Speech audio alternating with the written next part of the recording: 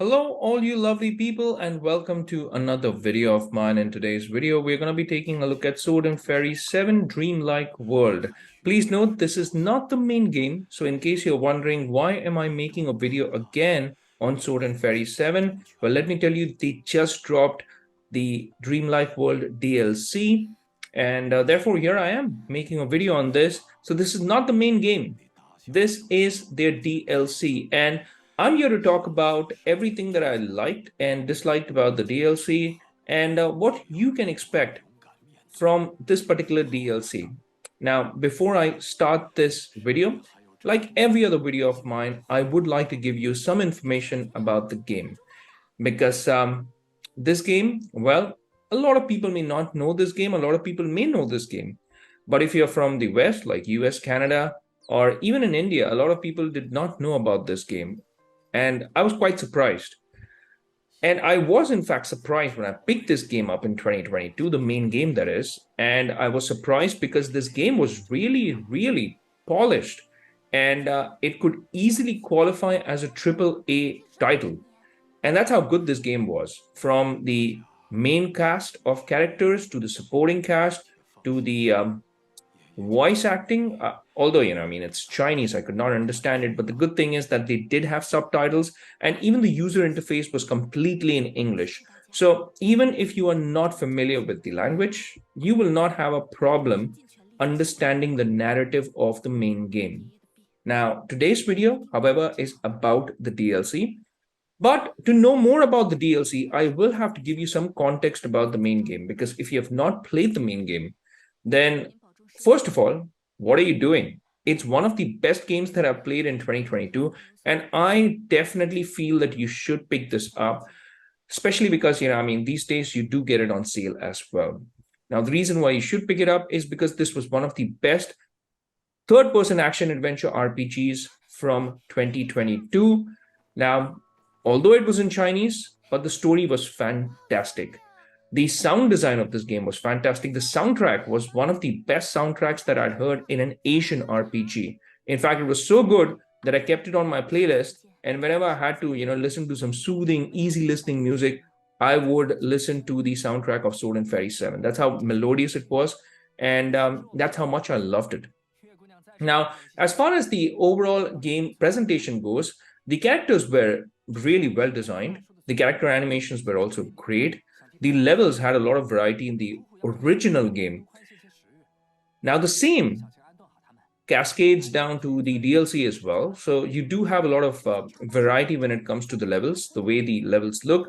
You do have a lot of variety in terms of what you hear as well. So the sound design of the game is also great, the DLC that is. But it's a different beast altogether. Now, the reason why I say that is because, number one, the original game, you had 4 main characters that you could actually play as, and they were playable characters. So that means that you could switch between the characters. So let me give you a little information about who these characters were. So you had the main character who was Zhewu, and then you had this character called Bai Moqing, and then you also had the little guy here, and then Ye King Shu, who was the main character, and Sangyo as well. So you had 4 main characters that you could actually switch between, and then you had the supporting cast as well. And all these characters were greatly animated. They were greatly, done. In fact, the fighting animation was great. The character movement was absolutely fantastic. And I think the dialogues, although I could not understand Chinese, but I could say that they put in a lot of effort into designing and developing these characters. So overall, I was really happy with that. Now, the main difference between the main game and this particular DLC is, in this DLC, you do not get to play as any of those main characters from the main game. You only get to play as Ye Qingshu or Zheqiu. So I know I'm probably butchering the names, but I'm sorry about that. But that's what you play as. So the things that I loved about the main game is actually missing here. Because what did I love about the main game? One of the things that I loved about it was the ability to switch between the characters. So that was missing from this. I also loved the fighting mechanics of the original game, and that was also missing because this game and its DNA is very different. And the reason why I say this game, and if you would have noticed, I'm saying game, I'm not even saying DLC, because that's how I feel this DLC is. This feels like a very different game. This is more like a puzzle platformer to me than an action RPG. So I don't think this would qualify as a third person action RPG at all, because it does not have those typical attributes of an action RPG, like leveling up, a skill tree, different weapons, different weapon style of fighting. So all of that is missing. Here, you mainly have puzzle platforming, and yes, you do have elemental powers, and you use those elemental powers to kind of solve these platforming puzzles. So that's what it's about. So here, as you can see, that there are different elements, like there is you see that wheel. So there's fire, there's wind, there is earth. So you use these elements to solve these puzzles. And that's what I liked about it in terms of the platforming. That puzzle bit was interesting, how you mix and match these different elemental powers, and that's how you'll be able to progress through the game. So that element was good. They've done it well. It's not like a cheesy, it's not like a cheap stuff where they just wanted to make a DLC to service the story. No, they've really put an effort into thinking about how the puzzle platforming would work. And you will have to mix and match. This is that cartwheel that I was talking about. So you have like snow, wind, fire, earth, different elemental powers, and it's quite interesting. But that's basically it. You do not have any third person action RPG elements. And that is what I found was strange. I mean, it was missing completely from this game.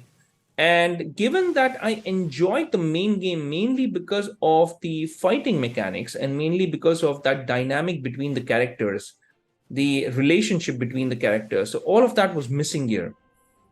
All of what made the main game great was missing here. Now, that does not mean that this game is bad, this DLC is bad. I mean, it's okay. And given the price point, it's less than $3 because I bought it at less than 200 Indian rupees, which is great value for money given the fact that the runtime of this game was around 8 hours. It took me all of 8 hours to complete this game. Now, if you're thinking that, hey, you just told me that there's hardly any fighting, well, trust me when I say this, this scene is probably one of the only scenes in the game where you will get to fight so much. And there is no skill tree. So you don't get to level up. There is no weapon system or anything like that. So there is no leveling up at all. There is no interchanging of weapons. You don't get to change weapons like you did in the original game. And one of the best things of the original game was in the heat of the action, mid-battle, you could actually switch characters. And some of those characters had ranged abilities, and some of those characters had great melee abilities. So, for instance, Ye Qingshu, she had a kind of ranged combat ability. Zhebu had great melee combat. Sangyo could cast magic spells and she could heal you from a distance. So different strokes for different folks. And you could switch these characters in between. So it's not like the Marvel's Guardians game, or even some of these recent superhero games. Unfortunately, if they could have taken this element from Sword and Fairy 7, those superhero games could have been so much better. But unfortunately, it was not available in those games, and unfortunately, it's not available in this DLC. And this is the only bit in the game where you will see some action. That's about it. So that brings me to the disappointing bit about this game. I mean, what made the main or the original game great were the cast of characters, the humor, the dynamics between those characters, the missions, and even the fighting. The fighting was one of the best. The fighting mechanics, that is, was one of the best parts about the game. And even from the levels perspective, you had the opportunity to travel through these Asian villages, where these villages would be full of life. People talking on the sidelines, people trying to sell you stuff and all that stuff. So all of that is missing in this DLC. This DLC is kind of, you could say, a fan service for fans of the original game, because all that this DLC tries to do is give you an answer to the story or give you an answer to that open ending of the main game. That's what this DLC is about. So, in case you were not satisfied with that open ending of the main game, I personally was. I mean, I like the fact where you are left with that open ending. You remember Inception, right? One of the greatest endings that any movie has. So I kind of enjoyed that open ending. But in this game, what they try to do is they try to answer that open ending. What exactly happened to Jobu? Is he going to come back? Is he alive? So the whole game is dedicated to that. And the whole game has a lot of cutscenes, and I mean a lot of them. Because what they're trying to do is they're trying to tell the story of what happened to Jobu and how you're going to get him back. And that's basically it. So I've hopefully shared the pros and cons of this DLC. And if you think that some of these points that I have mentioned, you also agree with them, do drop in a comment and let me know. And if you disagree with any of my points, do let me know in the comment section as well. It's always great to talk to you about these games. And I love making these gaming videos. And you can expect these gaming videos on my channel every single week. I make comparison videos, I make gaming review videos, and gameplay videos as well. So you can expect these videos on my channel. And also hit that like and subscribe button if you like the content, and also that bell icon in case you want to get notified with all my latest videos. Now, having said that, it's a wrap for this one, and I'll see you lovely folks in my next video. Until that time, I would say you can pick this game up. It's inexpensive, and I think at less than $3, it's great value for money, I would say, especially if you have played the main game. I'll see you lovely folks in my next video. Until that time, I'll say take care, stay safe, and may God bless you all.